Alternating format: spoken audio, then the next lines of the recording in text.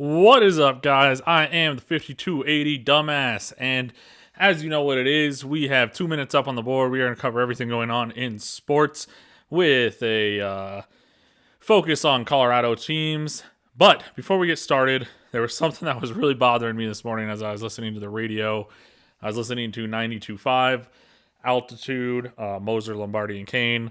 I listen most mornings. My favorite show on Altitude is Nate and Andy in the afternoons. Shout out to them. Great stuff. Except for I'm fucking tired of the Altitude guys talking about the Rockies TV situation. Yes, I understand that it is disappointing the Rockies are no longer on normal TV. It's also disappointing that the Nuggets and Avalanche can't be viewed by over half of their fucking fans' market, okay? They're trying to murk up the water. They're trying to say things like, well, at least we don't have that situation. Well, we don't go to streaming because we care about the fans, or, it's more money to do that. They try to make it sound as complicated as possible. They're trying to put down the idea of the Rockies being on a streaming service might actually be good for the Rockies because they are terrified that the NBA and the NHL might someday say, hey, Nuggets, Avalanche, you need to put your games on our streaming product and offer it to the fans for $100 for the season. They are terrified of that. And they're trying to make it sound like it's more money for the streaming service. So, I did the math because I don't fucking care.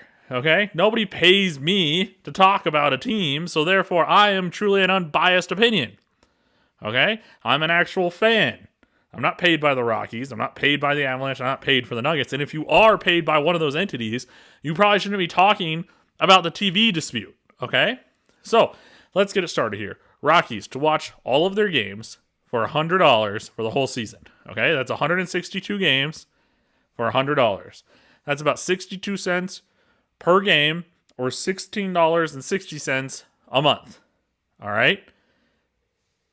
If you wanted to watch all the Nuggets games or all the Avalanche games, you have to be subscribed to either Fubo TV or DirecTV, which is about $100 a month.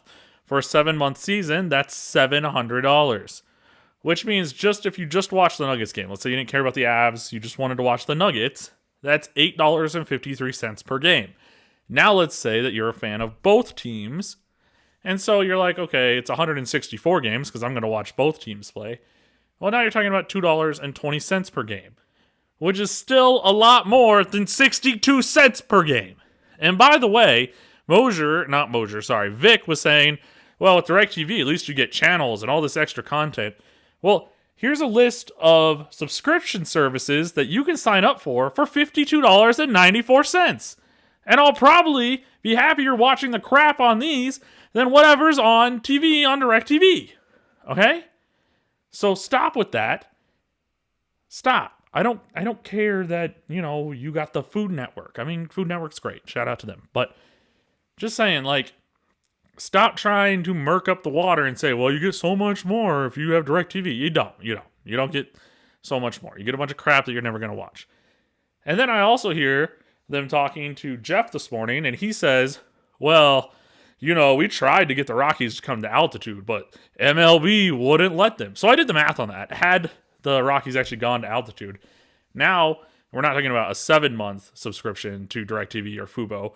We're talking about for the whole year, $1,200. $1,200 just to watch 3 professional teams play. Now you get 326 games, though, but it's still $3.68 per game, which is still over 4 times as much as it is just to watch every Rockies game. So quit it. I'm done with the TV disputes in this goddamn state. I'm done. I've had enough. Ah!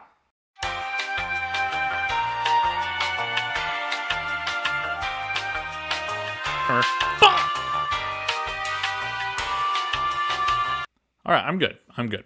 And one thing I just want to add to that whole conversation is if you are a true baseball fan and you like to watch a lot of teams and a lot of different players and you're excited to see, what Shohei's doing, even though he plays for the Dodgers, so maybe not. But you're excited to see what he's betting on. MLB Plus is $200, so you get every team out of network and the Rockies, so it's $200. And that's 2,430 games, which is 8 cents per game.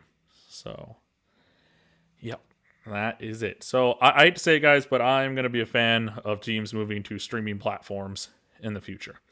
All right. Anyways, on to the show here. We got sports in 2 minutes with a focus on.